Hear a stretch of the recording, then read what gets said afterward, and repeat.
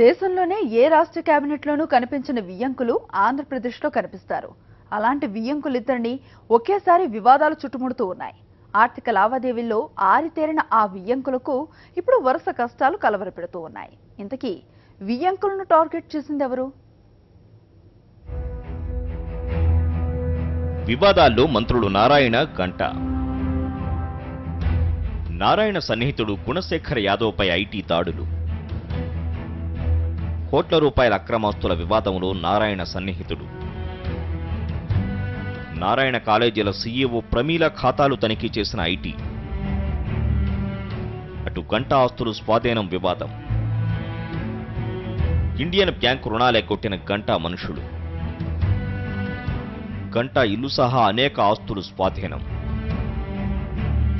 ఆస్తుల స్వాధీనంతో గంగలో కలిసిన మంత్రి గంటా పరువు. ఇద్దరు వియ్యంకులకు ఒకేసారి చిక్కులు. ఇద్దరిని అధికార పార్టీ టార్గెట్ చేసిందని గుసగుసలు. మంత్రులు నారాయణ, గంటా శ్రీనివాసరావు ఒకేసారి చిక్కుల్లో పడటం చర్చనీయాంశంగా మారింది. వీళ్ళిద్దరూ వియ్యంకులు కూడా.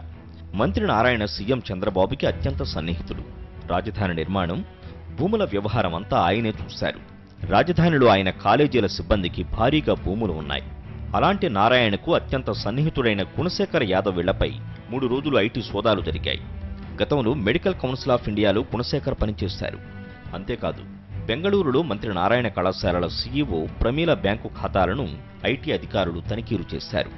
ఇవన్నీ మంత్రి నారాయణ టార్గెట్గా సాగుతున్నాయనే మాటలు టీడీపీలో వినిపిస్తున్నాయి.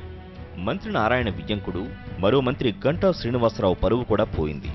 ఆయన ఇల్లు సహా అనేక ఆస్తుల్ని ఇండియన్ బ్యాంకు స్వాధీనం చేసుకుంది. మంత్రి గంటా, ఆయన స్నేహితులకు సంబంధించిన ప్రత్యూష షిప్పింగ్ కంపెనీ ఇండియన్ బ్యాంకులో తీసుకున్న రుణాలను ఎగ్గొట్టింది. 196 కోట్ల రూపాయల రుణం చెల్లించకపోవడంతో షూరిటీగా ఉన్న మంత్రి గంటా ఆస్తులను బ్యాంకు స్వాధీనం చేసుకుంటూ ప్రకటన జారీ చేసింది. ఇది రాజకీయంగా మంత్రి గంటా వ్యక్తిత్వంపై మాయని మచ్చే.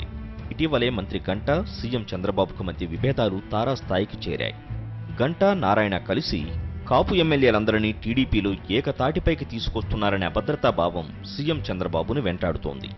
ఇద్దరు వియ్యంకులు రాజకీయంగా, ఆర్థికంగా బలపడటంపై సీఎం చంద్రబాబు వర్గం జీర్ణించుకోలేక చాలా ఫిర్యాదులు చేసింది. ఇలాంటి రాజకీయ వాతావరణంలో అటు నారాయణ, ఇటు మంత్రి గంటాను ఒకేసారి ఆర్థిక వివాదాలు చుట్టుముట్టడం చర్చనీయాంశంగా మారింది. ఎన్ సతీష్, ప్రిన్సిపల్ కరెస్పాండెంట్, సాక్షి న్యూస్, విజయవాడ.